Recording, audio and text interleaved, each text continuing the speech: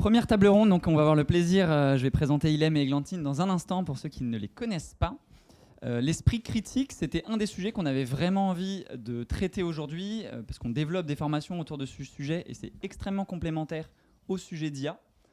On va dire qu'il y a deux principaux impacts qu'on voit fortement sur les sujets d'esprit critique. C'est les impacts sociétaux, et bien sûr mes spécialistes me compléteront dans un second temps, mais il y a les impacts sociétaux de l'accélération de la désinformation et des fake news qu'ont engendré l'explosion de l'IA. Et il y a aussi les impacts beaucoup plus individuels. Comment j'utilise l'IA, sur quelles tâches, qu'est-ce que je lui délègue, qu'est-ce que je ne lui délègue pas, et qu'est-ce que ça engendre, le fait, comme la vidéo l'illustre très bien, de peut-être trop déléguer par moment des tâches à l'IA. On peut parler d'atrophie cognitive à moyen long terme si on va dire, on prend l'habitude de tout faire par IA et de ne pas forcément toujours se poser les bonnes questions. Donc en tout cas, aujourd'hui, j'ai le plaisir d'accueillir Ilham et Églantine.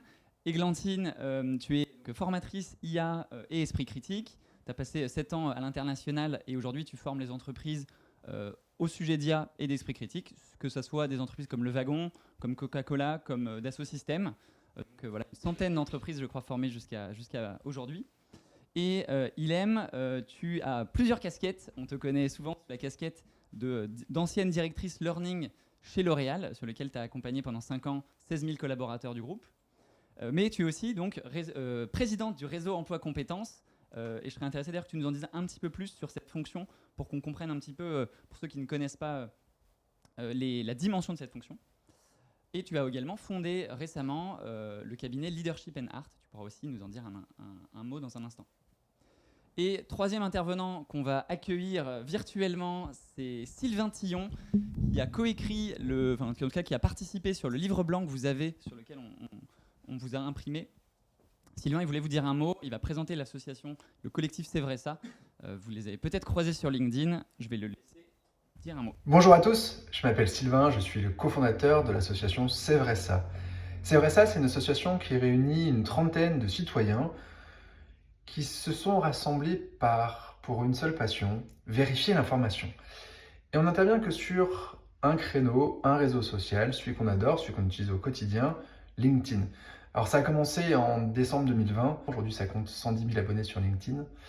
On produit à peu près 1500 debugs par an, mais ça va de la citation inspirante apocryphe, mal attribuée, moi c'est mes préférés, au management bullshit, en passant par des sujets de guerre, de politique et de santé, ou même d'environnement, parce qu'il y a aussi beaucoup de désinformation sur ce sujet-là. Comment on fait ? On est 30, on a tout un fonctionnement avec des règles, on doit répondre uniquement sur le fond et sur le post, on n'attaque jamais l'auteur, et à chaque fois qu'on affirme quelque chose, on présente des sources. Donc il y a une stratégie, une méthode à avoir. Mais LinkedIn, c'est un réseau qui touche des dirigeants, des cadres, des chefs d'entreprise. Et pour nous, c'est super important d'éviter que ces gens-là soient impactés par cette désinformation. Malgré tout, chaque année, quand on fait notre séminaire annuel, on se dit « Mais comment faire pour éviter que les gens racontent n'importe quoi, qu'ils développent un peu plus leur esprit critique et que ça n'empire pas ?» Parce qu'effectivement, ça ne va pas en s'améliorant. C'est pas une question d'IA, c'est plus une question de si c'est cool, je like. Alors qu'en fait, dans le doute, il vaut mieux éviter de liker ou partager.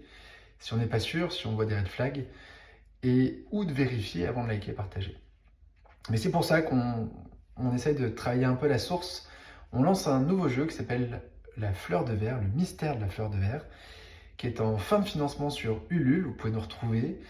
Et j'espère que le jeu va vous intéresser. C'est pour de 7 à 77 ans avec une enquête à suivre, plein d'outils à tester, à utiliser, et après une debunk academy avec des vrais sujets sur lesquels vous pouvez vous entraîner et pour lesquels nous proposerons une correction. Tout ceci sera gratuit parce que notre but, c'est que tout le monde adore vérifier l'info et puisse aider les copains à éviter de partager n'importe quoi. Je vous souhaite une très très bonne conférence et je vous dis à très bientôt sur LinkedIn.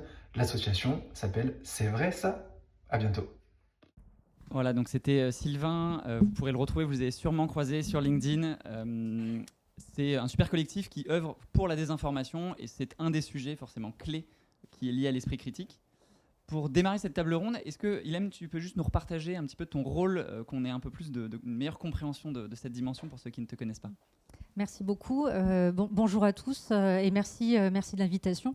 Je souriais parce que j'avais à fond mon esprit critique quand j'ai compris qu'on avait les couleurs des slides, avec vos logos, les couleurs de MyConnecting. Et C'était donc, prévu. mais moi non. Mais je suis tellement fan de ce que fait MyConnecting. J'ai eu la chance de travailler avec MyConnecting donc, quand j'étais directrice L&D chez L'Oréal, que de fait, je pense que c'est devenu tout seul. Ouais. Donc comme quoi, je me suis mise à vos couleurs. Et donc voilà. Donc je suis présidente effectivement du réseau emploi compétences. Le réseau emploi compétences en fait est piloté par une autorité de l'État qui s'appelle le Haut Commissariat à la stratégie et au plan, anciennement France Stratégie, et donc appartient au service du Premier ministre. Et donc c'est une mission d'intérêt général que j'ai accepté de prendre il y a maintenant plus de 3 ans. Et donc mon mandat vient tout juste d'être renouvelé. Et j'ai la chance, par le biais de ce réseau, en fait, d'animer l'écosystème public qui s'occupe des enjeux emploi, compétences et formation. Donc, et de travailler sur des sujets extrêmement sensibles. Et entre autres, là, on va ouvrir justement les travaux sur la prospective des métiers pour la France, sur l'ensemble des secteurs, donc à horizon 2035. Et donc pour la première fois, donc on est habitué à faire cet exercice-là. En 2022, on avait publié les métiers donc à horizon 2030. Nos études sont accessibles. Vous faites alors enseignement France Stratégie ou Haut Commissariat à la stratégie et au plan, et tous les rapports donc sont accessibles et gratuits. Et de fait là, donc on avait fait donc en 2022 les métiers à horizon 2030. Et là, on ouvre l'exercice donc donc pour les métiers à horizon 2035. Et c'est la première fois que du coup on va avoir un avis sur l'impact de l'IA entre autres sur les métiers. Super, merci beaucoup pour cette introduction. Et comment tu pourrais définir justement ce sujet d'esprit critique et ces enjeux en entreprise aujourd'hui ? Alors pour moi cet enjeu il est crucial. Figurez-vous qu'on voit apparaître justement à la demande des conseils d'administration d'entreprise dans la cartographie, vous savez, des risques des groupes, le sujet de la désinformation rentrait de plus en plus. Pourquoi ? Parce que déjà, alors il y a 2 choses. Il y a le fait qu'aujourd'hui, les entreprises ont bien compris qu'elles étaient des écosystèmes perméables et de fait, ce qui se jouait dans la société impactait automatiquement leur organisation. Et lorsqu'on pense aujourd'hui, il suffit de regarder l'actualité avec les réseaux sociaux, les entreprises ont compris que les réseaux sociaux étaient des outils qui étaient à la fois avec une dualité, à la fois civile et militaire. Et donc on pouvait orienter des opinions et même aujourd'hui rendre de plus en plus difficile cette capacité à distinguer un fait d'une opinion. Et donc d'où la nécessité de développer l'esprit critique. Donc ça c'est la première chose. Et la deuxième chose, c'est par rapport à l'IA.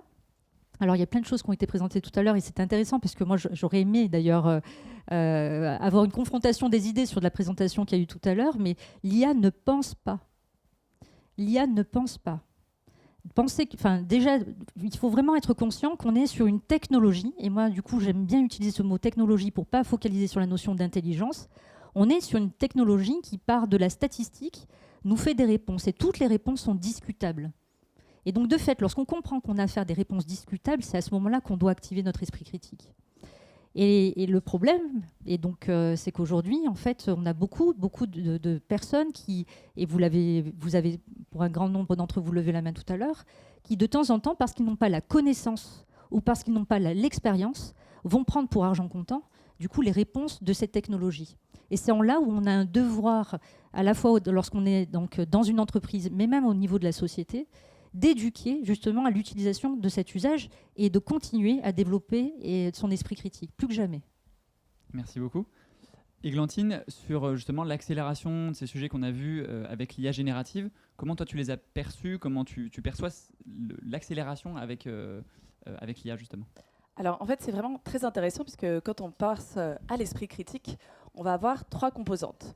Il y a la première, c'est se poser la question de est-ce que j'ai les compétences de faire des recherches, les compétences d'analyser, de trouver l'information, de la questionner, de l'analyser, de faire des inférences. Le deuxième aspect, c'est plutôt une situation de disposition. Est-ce que je suis capable de me remettre en question ? Est-ce que je suis capable d'identifier mes propres biais, que ce soit culturel, idéologique ? Est-ce que je suis capable de suspendre un peu mon jugement et regarder une situation et me dire « Ouf !» Instinctivement, j'ai très envie de dire oui, de liker, de me dire c'est exactement ça que je pense, donc je vais transférer l'information. Et le troisième aspect, c'est la connaissance. est-ce que j'ai les connaissances pour évaluer cette situation?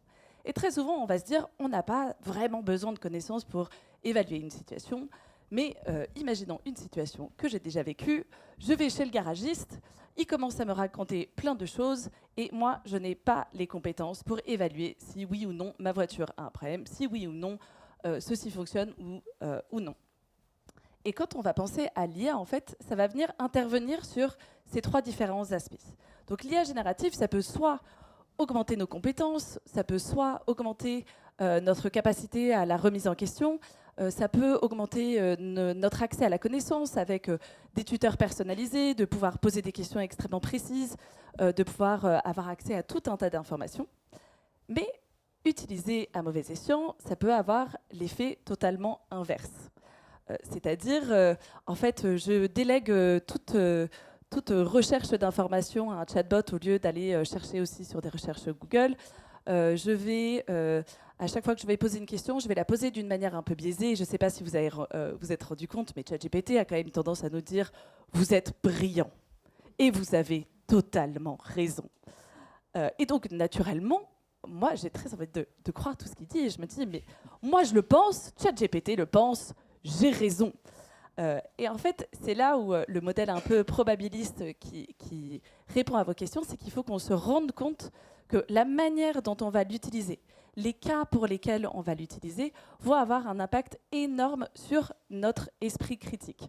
Et je pense que très rapidement, là, on a vu dans les réseaux sociaux, on parle beaucoup de désinformation.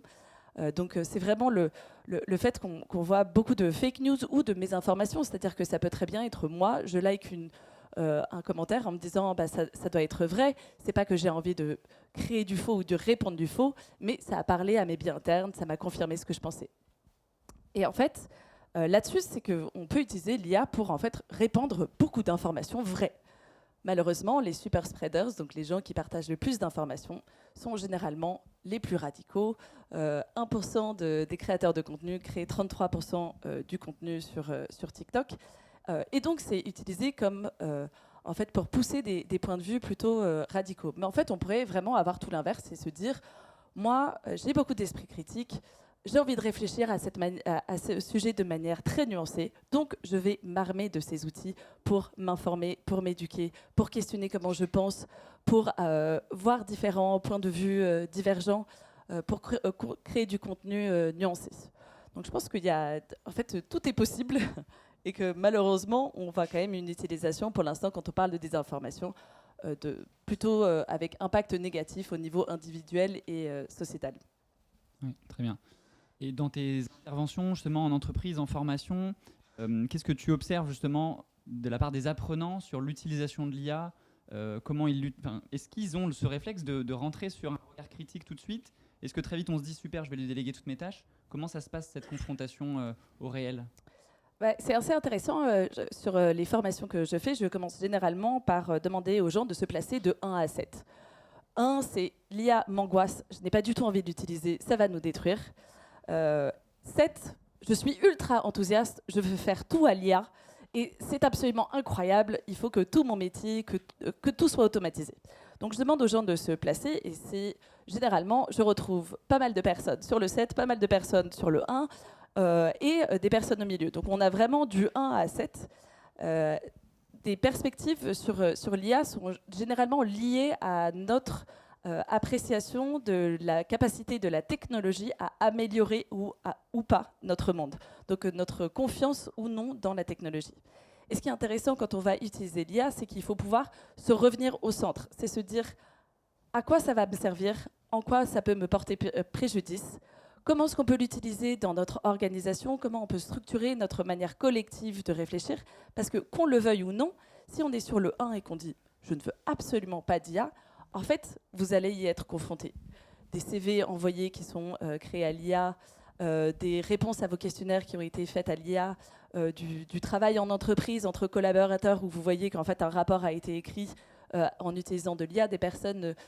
et au niveau 7, il faut quand même remettre en question de quel impact est-ce que ça a au niveau de mes compétences, mes dispositions et mes connaissances. Et donc, il faut quand même questionner ça et revenir un peu plus au centre.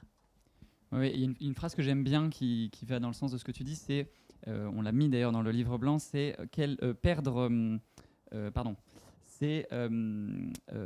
perdre sa crédibilité prend quelques secondes, en fait. Vérifier prend quelques minutes, perdre sa crédibilité prend quelques secondes. D'où l'importance et l'urgence de vérifier tout ce qui est proposé.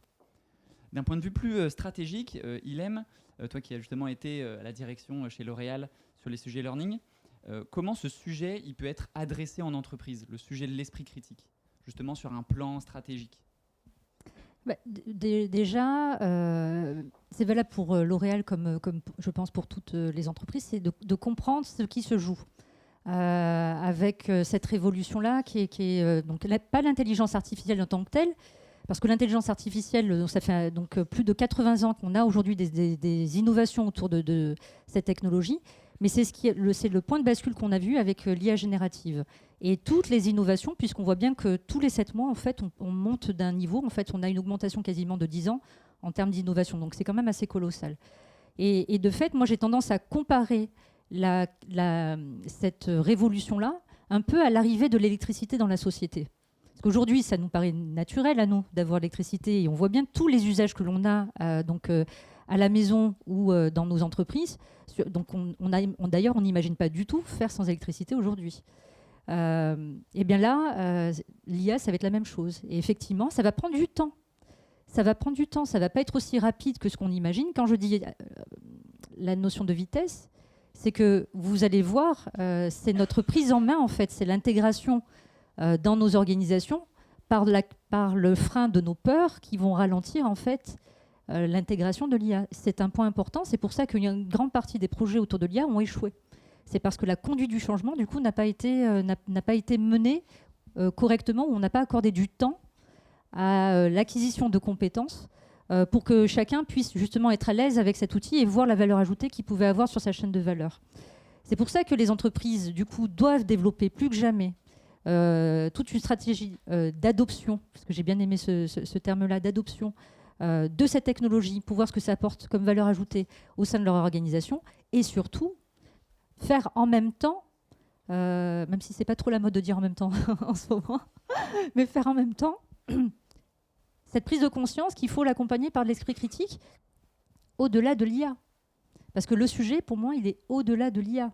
Qu'est-ce qui fait qu'à un moment donné, puisqu'on le voit bien, voilà, je ne vais pas faire de la géopolitique, mais vous voyez bien qu'avec ce qui se joue aujourd'hui aux États-Unis, entre autres, où ça remet en question même la recherche, l'utilisation de la donnée, les statisticiens, du coup, sont obligés aussi de revoir un peu leurs analyses.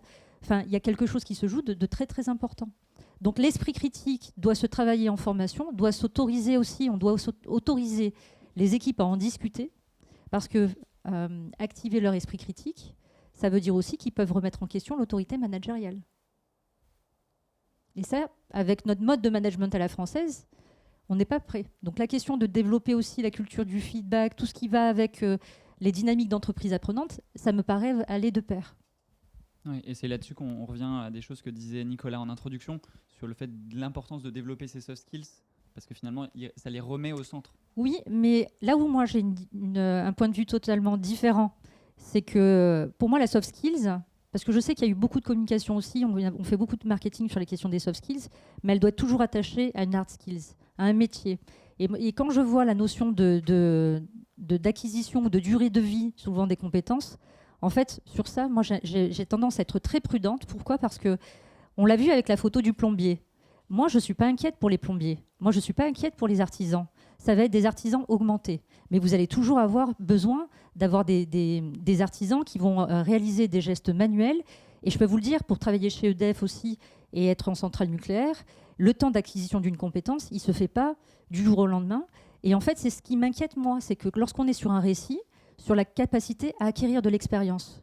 Parce que si à un moment donné, on doit activer notre esprit critique, c'est bien comprendre que l'acquisition de l'expérience, et je vous regarde en vous disant ça, tous, chacun d'entre nous, on a appris parce qu'on avait à la fois une motivation, parce qu'on voulait apprendre des choses, qu'on avait des sachants qui avaient envie aussi de nous transmettre un savoir et qu'on avait des terrains d'expérimentation. Si demain on dit qu'on n'a plus besoin de ça parce qu'il y a l'IA qui fait tout à notre place, eh bien, je peux vous assurer que cette expérience qui va en tout cas sauver les seniors dans cette révolution, ben les juniors, ça va être extrêmement compliqué.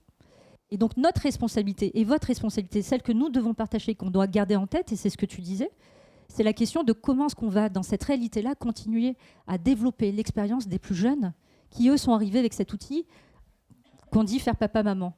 Mais faire papa-maman, ça veut dire aussi assumer une responsabilité. Et si ces jeunes-là, on ne leur apprend pas à avoir des terrains d'expérimentation pour développer leur savoir-faire avant de faire par l'outil, ben, je peux vous assurer que ça va être compliqué derrière de maintenir de la main-d'œuvre dans nos entreprises. Tu fais pas mal de transitions sur la prochaine table ronde, puisqu'on va parler de nucléaire, comme on aura le plaisir de recevoir quelqu'un de chez Orano, et effectivement des sujets de seniors, mais aussi de juniors. Pour clôturer cette table ronde, si vous deviez toutes les deux donner des conseils concrets, un conseil ou plusieurs en tout cas conseils concrets sur comment en tant qu'RH, en tant que responsable formation, en tant que DRH, je peux mettre justement des choses en place sur le sujet de l'esprit critique.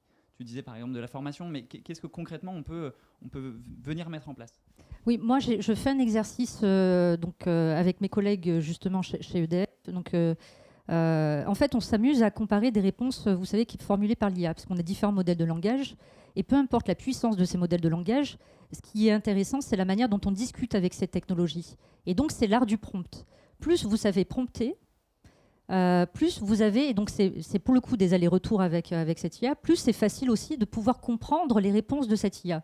Et je me permets de le raconter, je lui faisais un clin d'œil tout à l'heure parce que dans les slides qu'on a vus, j'ai vu des réponses qui étaient formulées par l'IA. Et je lui disais justement qu'en ce moment sur LinkedIn, vous voyez beaucoup de posts, je suis sûre que chacun d'entre vous, vous voyez quand c'est publié par l'IA. Ça ne vous fatigue pas de voir ces publications par l'IA à un moment donné, vous ne switchez pas? Est-ce que ça attire votre attention? Moi, je suis très attentive à ça. Et donc, on fait ça avec mes collègues. Regardez les réponses que vous avez par des prompts. Ça a l'avantage, ces prompts-là, quand c'est utilisé par des emails, de réduire le nombre de conflits qu'il y a entre équipes. Ça, c'est un avantage. C'est un avantage de permettre avec des gens qui ne sont pas à l'aise avec l'écrit, du coup, de retrouver quelque part un peu plus de sérénité. Et c'est le cas, entre guillemets, d'école bleue. Donc, ils se servent beaucoup de ça. Ils parlent à l'IA, ils reçoivent des mails, ils peuvent gérer un certain nombre de démarches administratives. Ça l'est un peu moins quand on commence à essayer de faire preuve de créativité. Et donc, quand vous souhaitez brainstormer, c'est intéressant, faites l'exercice.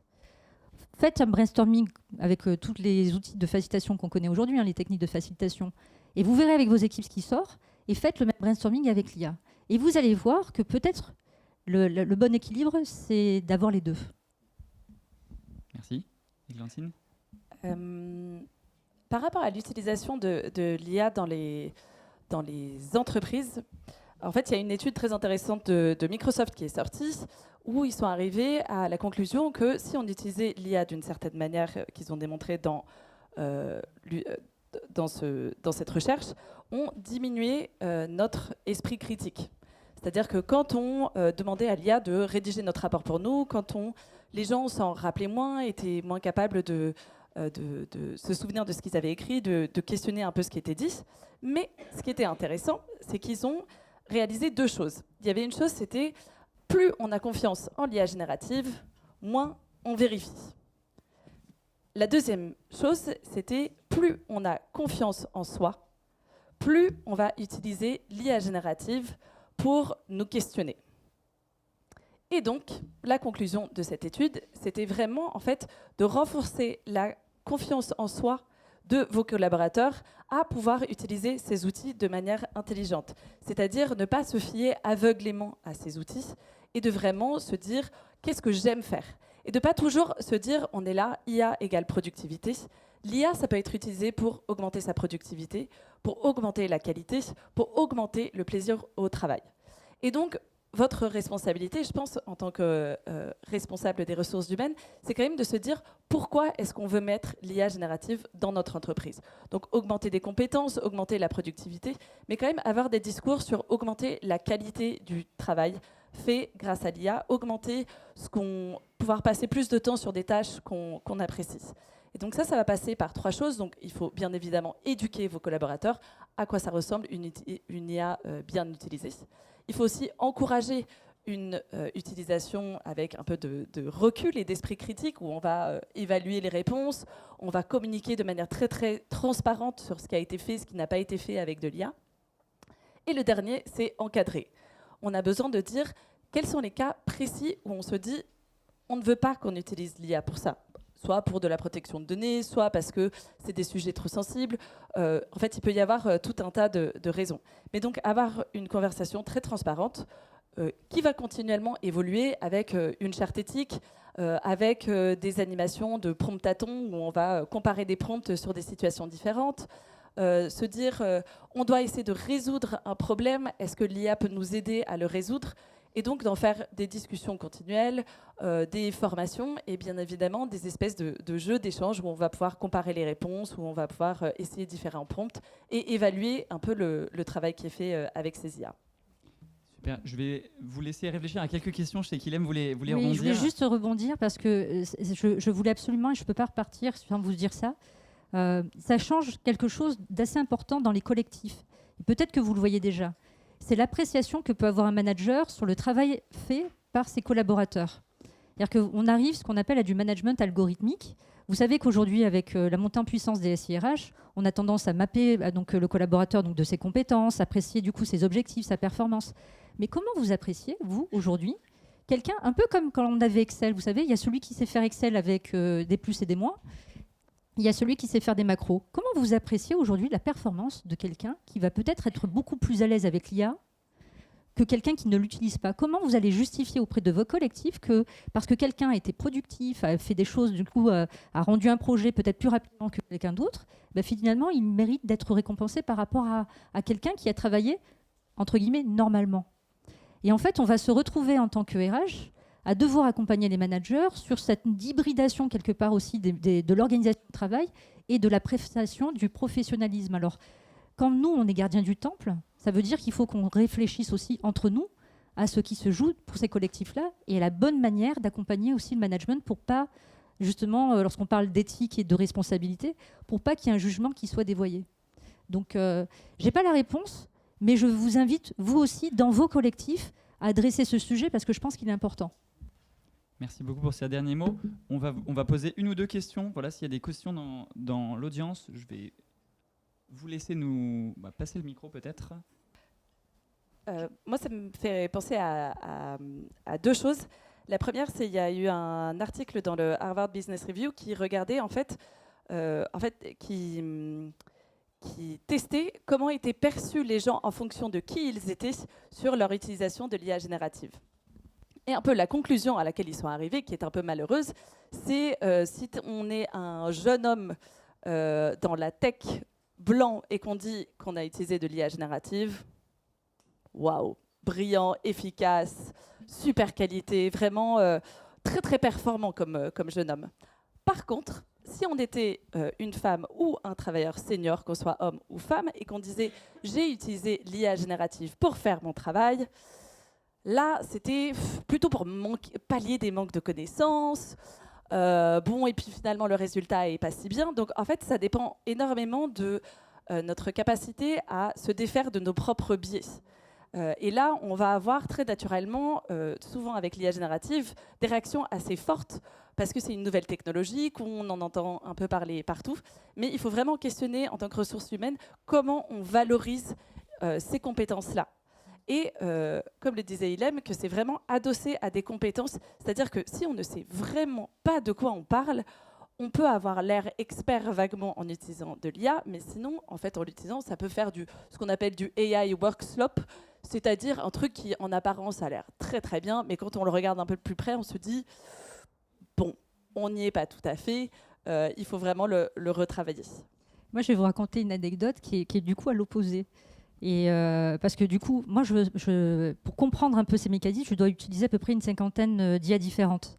Et donc, j'avais fait un jour un webinaire auprès de mes collègues qui connaissaient pas du tout le sujet. Et donc, et j'ai fait le webinaire et j'avais pas de, vous savez, j'avais pas de, comment dirais-je, de notes parce que c'était que de la connaissance. Et donc, du coup, à la fin du webinaire, j'ai une de mes collègues qui m'a dit « Ilem, est-ce que tu peux me faire une petite note et tout, un petit mémo? J'aimerais bien faire passer quelques éléments. » Je dis « Pas de problème. » Qu'est-ce que je fais? Je me mets à taper sur Word et je fais mon truc, simplement. Et je l'envoie et je mets mes mots IA. Mais je mets mes mots IA. Je ne mets pas mes mots IA pour IA. Je mets mes mots IA pour Ilem Allôme. Et elle me dit, ouais, mais c'est incroyable, tu as fait ton truc vite, c'était super et tout. Mais dis-moi quelle IA tu as utilisé. Je lui ai dit, mais j'ai pas utilisé d'IA, c'est moi.